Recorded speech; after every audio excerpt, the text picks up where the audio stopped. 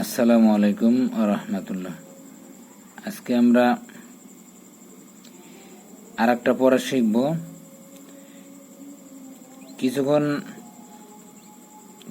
আগে আমরা শিখছি বা গত ভিডিওতে শিখছি আমরা রর প্রথম পার্ট, র কিভাবে পোর করে পড়তে হয়। আজকে শিখবো আমরা র কিভাবে পাতলা করে বারিক করে পড়তে হয়।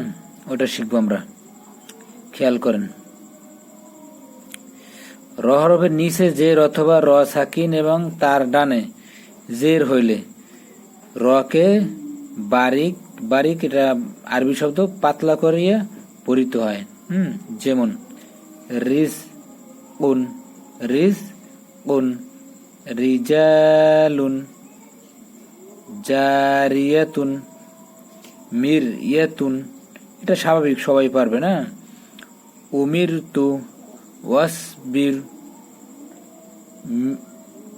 রিমহুন, রিয়াদুন, রিকাবুন, রিকজুন, মিরফাকুন, ফির আউনা, ইরহামহুম, রিহালুন, কারিমুন, বুরিজাত, রিসালাতুন, মিন শাররি, আজিরনি, মুকরিনিন, বাসরি, মিন গায়রি, দারিহি, দারিহি, নারিহি।